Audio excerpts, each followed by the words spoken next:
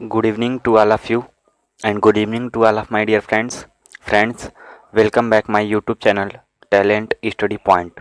So friends, आज का हमारा टॉपिक कक्षा 12 भौतिक विज्ञान के अध्याय 10 विद्युत चुम्बकीय प्रेरण का पार्ट 6 है। कौन सा पार्ट है? पार्ट 6 है, जो कि एनसीईआरटी से छठवां लेसन है। जो कि एनसीईआरटी से कौन सा लेसन है? छठवां लेसन है।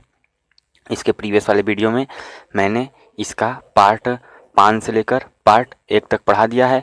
यदि आप उसको नहीं देखे तो मैंने डिस्क्रिप्शन बॉक्स में लिंक दे दिया, आप वहां जाकर देख सकते हैं। सो दोस्तों, इस वीडियो में हम लोग म्यूचुअल इंडक्शन के बारे में बात करेंगे, अर्थात अन्योन्य प्रेरण एवं अन्योन्य प्रेरण गुणांक के बारे में बात करेंगे। सो दोस्तों, आज की वीडियो बहुत ही इंपॉर्टेंट होने वाली है। तो दोस्तों, आप लोगों से रिक्वेस्ट है कि इस वीडियो को बिना स्किप किए एंड तक देखिएगा और एंड तक देखने के बाद वीडियो को लाइक और अपने दोस्तों को भी शेयर कर दीजिएगा। तो दोस्तों, वीडियो स्टार्ट करने पहले आप लोगों से एक रिक्वेस्ट है कि यदि आप हमारे चैनल पर नए हैं तो चैनल को सब्सक्राइब करना बिल्कुल मत भूलिएगा। साथ ही साथ बेल आइकन को दबा दीजिएगा ताकि लेटेस्ट वीडियो नोटिफिकेशन सबसे पहले आप तक पहुँच जाए। तो चलिए दोस्तों, मैं वीडियो को स्टार्ट करता हूँ।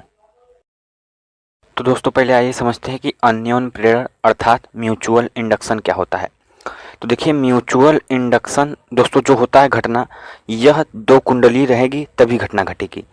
यानी कि जब दो कुंडली को लेकर हम लोग घटना घटाएंगे तब उसमें हमारा क्या होता है? म्यूचुअल इंडक्शन होता है। और जब एक कुंडली में घटना घटाएंगे तो उसमें क्या होता है? सेल्फ इंडक्शन होता है, जो मैंने पढ़ा दिया है। यदि आप उसको नहीं देखे तो मैंने डिस्क्रिप्शन बॉक्स में लिंक दे दिया, आप वहां जाकर देख सकते हैं। तो दोस्तों, म्यूचुअल इंडक्शन अर्थात अन्योन्य प्रेरण में क्या होता है कि दो कुंडली को पास पास रखा जाता है। क्या करते हैं हम लोग? दो कुंडली, जैसे मान लीजिए कि एक कुंडली मेरा ये है और एक कुंडली मेरा क्या है? ये है। तो दो कुंडली को हम लोग क्या करते हैं? पास पास रखते हैं। और इन दोनों कुंडली में से किसी एक कुंडली में, चाहे इस ग्रीन वाले कुंडली में चाहे इस रेड वाले कुंडली में, दोनों कुंडलियों में से किसी एक कुंडली में जो हम लोग क्या करते हैं? धारा प्रवाहित करते हैं। चाहे इसमें धारा प्रवाहित करें और चाहे इसमें धारा प्रवाहित करें।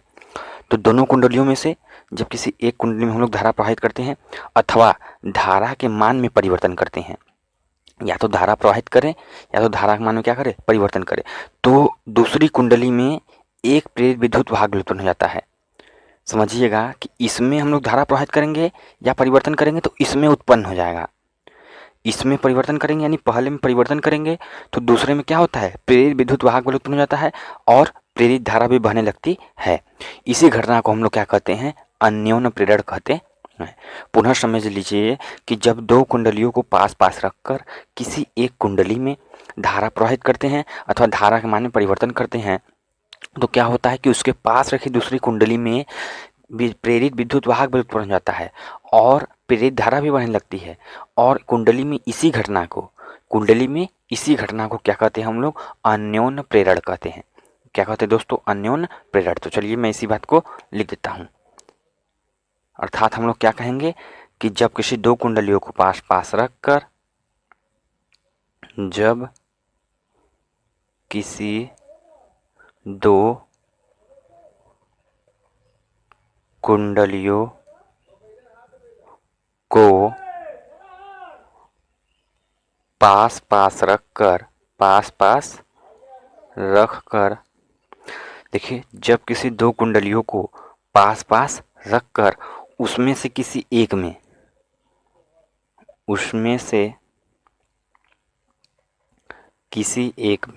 किसी एक कुंडली में धारा प्रवाहित करते हैं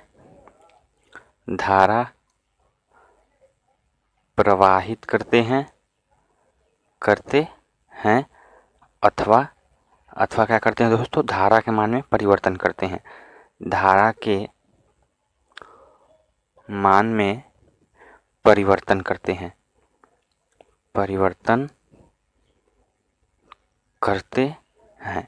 तो देखिए, जिस कुंडली में परिवर्तन करेंगे उसके पास रखी दूसरी कुंडली में परिवर्तन करते हैं तो उसके पास रखी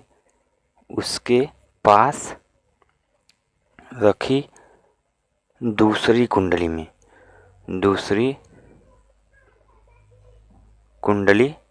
में प्रेरित विद्युत वाहक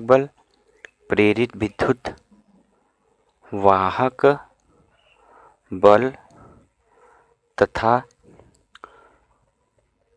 प्रेरित धारा क्या होती है? प्रेरित धारा बहने लगती है।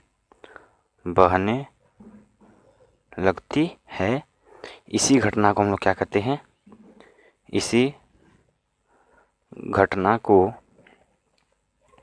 अन्योन्य प्रेरण कहते हैं। अन्योन्य प्रेरण कहते हैं।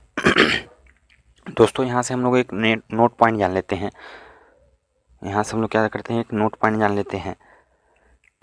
और दोस्तों नोट पॉइंट यह है कि जिस कुंडली में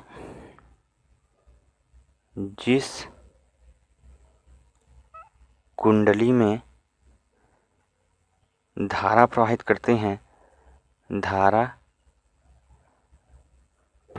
करते हैं उसे प्राथमिक कुंडली कहते हैं, प्राइमरी कॉइल। उसे प्राथमिक कुंडली तथा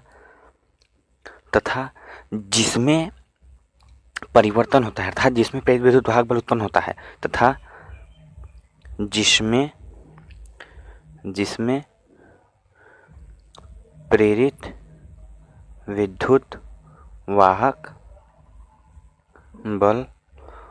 उत्पन्न होता है, उसे हम लोग क्या कहते हैं दोस्तों, उसे द्वितीयक कुंडली कहते हैं। द्वितीयक कुंडली कहते हैं। फिर से समझ लीजिए कि जब किसी दो कुंडलियों को पास रखकर, दोस्तों म्यूचुअल इंडक्शन तभी घटेगा जब हमारे पास दो कॉइल रहेगा। तो दो कॉइल क्या करना है कि दोनों कॉइल को पास रखना है।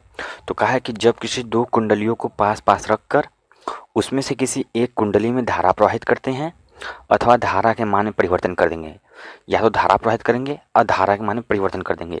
परिवर्तन करने का मतलब ये है कि पहले हम लोग यदि 5 एम्पियर दे रहे हैं तो बाद में 6 एम्पियर कर दे, या फिर बाद में 4 एम्पियर कर दे। ये क्या हो, हमेशा परिवर्तन कर रहा है, मतलब क्या हो, उसमें एक समान धारा न जाए, परिवर्तनशील धारा जाए। तो यदि परिवर्तनशील धारा जाएगी तो उसी धारा को हम लोग क्या करते हैं, परिवर्तित धारा। तो हम क्या करेंगे कि धारा के मान में परिवर्तन करते हैं, तो उसके पास रखी दूसरी कुंडली में क्या होता है, प्रेरित विद्युत वाहक बल तथा प्रेरित धारा बहने लगती है। इसी घटना को दोस्तों क्या कहते हैं, हम लोग अन्योन्य प्रेरण कहते हैं। और नोट पॉइंट में क्या है कि जिस कुंडली में धारा प्रवाहित करते हैं उसे प्राथमिक कुंडली, तथा जिसमें प्रेरित विद्युत वाहक बल उत्पन्न होता है उसे द्वितीयक कुंडली कहते हैं।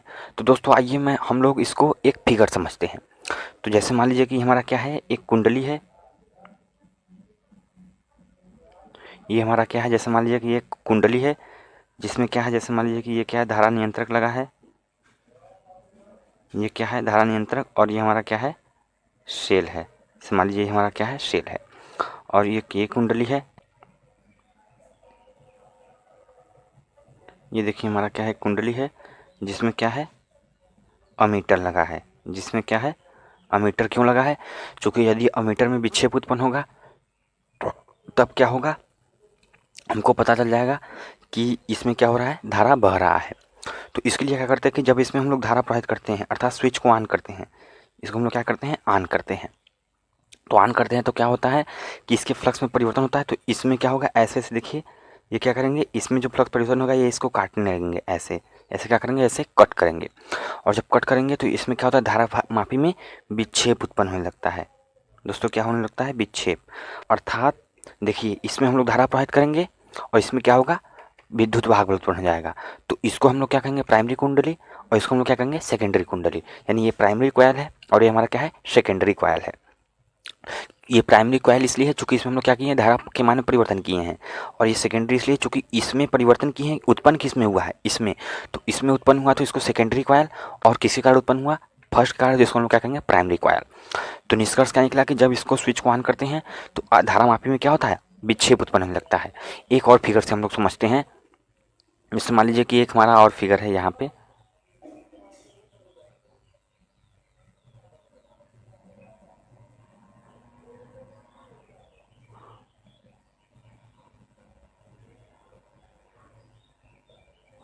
जैसे मान लीजिए कि ये हमारा है, और यहाँ पे हम लोग क्या किए, स्विच ऑफ किए हैं। यहाँ पे दोस्तों हम लोग क्या किए हैं, स्विच ऑफ किए हैं। और यहाँ पे एक दूसरी कुंडली लग देते हैं, और ये हमारा क्या है, धारामापी हो गया। तो देखिए धारामापी की सुई क्या रहेगा, ये हमारा धारामापी है। तो दोस्तों धारामापी की जो सुई रहेगी वह क्या रहेगी, अविक्षेपित रहेगी। अविक्षेपित, अविक्षेपित क्यों रहेगी, चूंकि इसमें धारा ही नहीं बह रहा है। और जब फर्स्ट वाले में धारा ही नहीं बहेगा तो सेकंड में क्या होगा, फ्लक्स में परिवर्तन होगा। और जब फ्लक्स में परिवर्तन नहीं होगा तो निश्चित है कि इसमें क्या होगा, प्रेरित विद्युत वाहक बल उत्पन्न नहीं होगा। यानी यही हमारा क्या होता है दोस्तों, म्यूचुअल इंडक्शन। यानी जब स्विच ऑन रहेगा तो दूसरे में धारा बहेगा, और जब स्विच ऑफ रहेगा तो दूसरे में धारा नहीं बहेगा। इसी घटना को हम लोग क्या कहते हैं, प्रेरित अन्योन्य प्रेरण। क्या कहते हैं इसको हम लोग, अन्योन्य प्रेरण। तो सुन लीजिए पुनः, यहाँ पे नोट पॉइंट में लिखना है तो लिख लीजिए कि दो कुंडली रहेगा, दो कॉयल के लिए, दो कॉयल में क्या होता है, म्यूचुअल इंडक्शन, म्यूचुअल। और वन कॉयल रहेगा तो वन कॉयल में क्या होगा दोस्तों, सेल्फ इंडक्शन रहेगा। क्या रहेगा, सेल्फ इंडक्शन। सो दोस्तों आई होप कि आपको ये समझ में आ गया होगा। तो अगर ये आपको समझ में आ गया तो एक लाइक कर दीजिए। तो हमारा नेक्स्ट टॉपिक है, आइए नेक्स्ट टॉपिक हम लोग बात करते हैं दोस्तों, अन्योन्य प्रेरण गुणांक क्या होता है। तो आइए दोस्तों नेक्स्ट पॉइंट टॉपिक पे बात करते हैं, तब तक आप इसका स्क्रीनशॉट ले लीजिए। तो दोस्तों आइए नेक्स्ट टॉपिक हम लोग क्या है, अन्योन्य प्रेरण गुणांक। अन्योन्य प्रेरण गुणांक, अथवा इसको हम लोग एक और नाम से जानते हैं, अन्योन्य प्रेरकत्व। अन्योन्य प्रेरकत्व। तो जिस प्रकार दोस्तों स्वप्रेरण गुणांक था एवं स्वप्रेरकत्व था, ठीक उसी प्रकार हमारा क्या है, अन्योन्य प्रेरण है, अन्योन्य प्रेरण गुणांक अथवा अन्योन्य प्रेरकत्व। तो आइए इसको हम लोग चर्चा करते हैं। तो इसके लिए हम लोग क्या करेंगे कि मान लेंगे जैसे सेल्फ इंडक्शन में था, ठीक उसी प्रकार हमारा किस में, म्यूचुअल इंडक्शन में। तो हम लोग क्या करते हैं, मान लेते हैं कि माना प्राथमिक कुंडली में, माना प्राथमिक कुंडली में I1 धारा प्रवाहित करने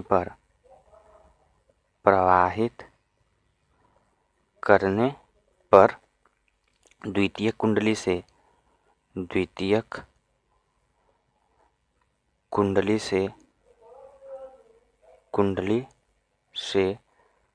फ्लक्स ग्रंथिका की संख्या, फ्लक्स ग्रंथिका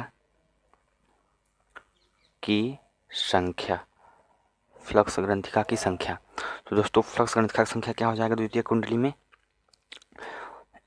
N2 चूँकि यह जो फ्लक्स ग्रंथिका है किसके लिए है, द्वितीय कुंडली में। क्यों द्वितीय कुंडली के लिए, चूँकि फ्लक्स में परिवर्तन किस कुंडली में होता है, द्वितीय कुंडली में। और प्रेरित विद्युत वाहक बल किस में उत्पन्न होता है, द्वितीय कुंडली में। तब यहाँ पे हम लोग किसके लिए लेंगे, 2 और N2 φ2 का मतलब है कि द्वितीय कुंडली का ले रहे हैं हम यहाँ पे।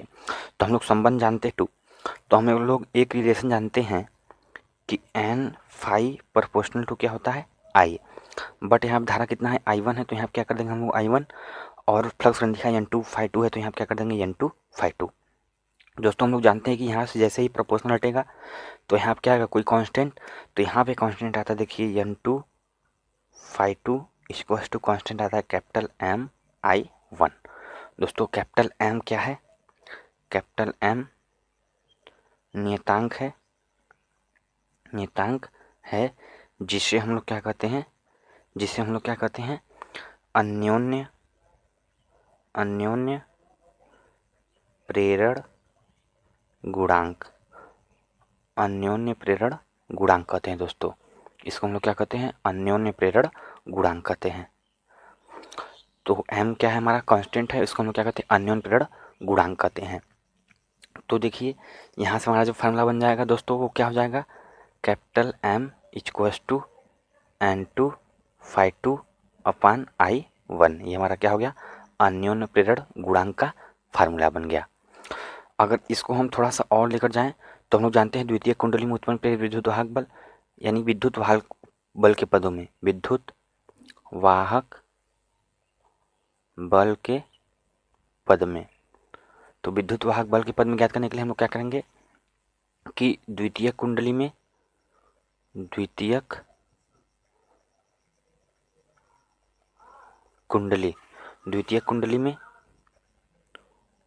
उत्पन्न प्रेरित विद्युत वाहक बल, प्रेरित विद्युत वाहक बल। तो दोस्तों फार्मूला हम लोग जानते हैं, क्या होता है कि E2 equals to minus N2 phi 2 upon क्या होता है delta t, and del phi upon del t होता है। तो यहाँ से हम लोग क्या करेंगे, E2 equals to minus del को बाहर ले लेंगे तो N2 फाई 2 अपान क्या होगा दोस्तों डेल टी। तो देखिए N2 phi 2 equals to MI1 हो जाएगा, N2 phi 2 equals to MI1, चूँकि N2 phi 2 equals to MI1। तो दोस्तों जब यहाँ पे हम लोग क्या करेंगे MI1 पुट करेंगे तो E2 इक्वल्स टू हो जाएगा माइनस डेल्टा MI1 अपान क्या होगा डेल्टा टी, अर्थात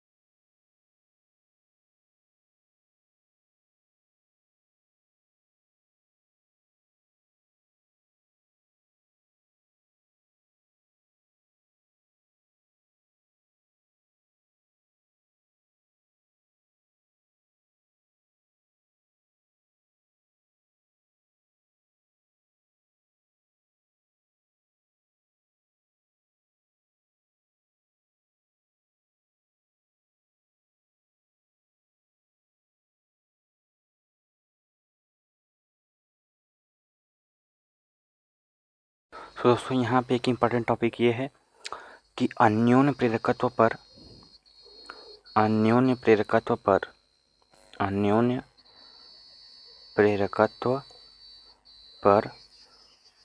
क्रोड के पदार्थ का प्रभाव, यानी कहने का मतलब ये है कि अन्योन्य प्रेरकत्व जो होता है अर्थात M जो हमारा है, जो कैपिटल M है, उस पर क्रोड के पदार्थ का क्या प्रभाव पड़ता है। तो दोस्तों प्रयोगों द्वारा यह देखा गया कि जो हम लोग क्या करते हैं कि क्रोड रखते हैं, यानी जब द्वितीय कुंडली के मध्य में हम लोग क्या कर देते हैं क्रोड रखते हैं, तो क्या होता है कि उसका जो अन्योन्य प्रेरकत्व गुणांक होता है वो क्या होता है बढ़ जाता है। अर्थात कहने का मतलब यह है कि यदि कुंडली में नर्म लोहे की क्रोड रख दी जाए, नर्म लोहे की क्रोड या छड़ रख दी जाए तब कुंडलियों का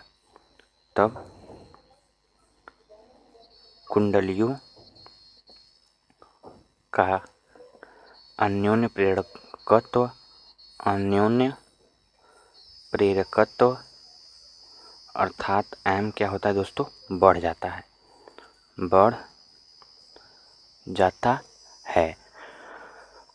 यानी कहने का मतलब यह है कि यदि कुंडली में नर्म लोहे की क्रोड छड़ रख दी जाए तब कुंडलियों का अन्योन्य प्रेरकत्व क्या होता है बढ़ जाता है।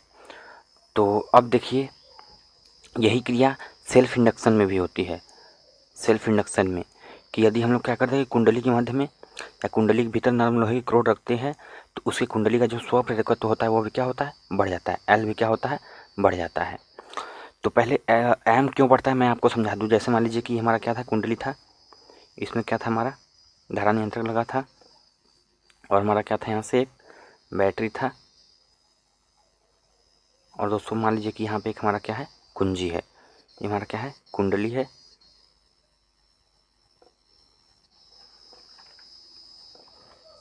अब देखिए इसके पास की क्या रहेगी दूसरी कुंडली, इसके पास हमारी क्या रहेगी दूसरी कुंडली रहेगी,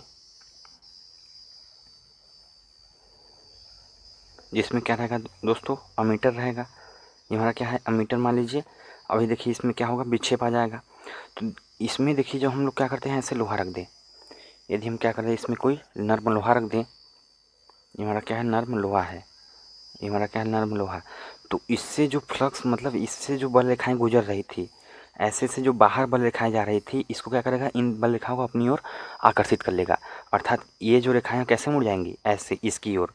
तो ज़्यादा से ज़्यादा बल रेखाएं गुजरेंगी, जैसे मतलब ज़्यादा से ज़्यादा बल रेखाएं गुजरेंगी तो इसके फ्लक्स में परिवर्तन ज़्यादा से ज़्यादा होगा, और फ्लक्स में परिवर्तन जब ज़्यादा से ज़्यादा होगा तो दोस्तों, तो उसका प्रेरित विद्युत वाहक बल भी क्या होगा, ज़्यादा से ज़्यादा होगा। यही है कारण कि जैसे जब नर्म लोहे रखते हैं तो अन्योन्य प्रेरण गुणांक इसलिए बढ़ जाता है क्योंकि जो लोहा होता है यह क्या करता है कि बल रेखाओं की संख्या के बढ़ा देता है।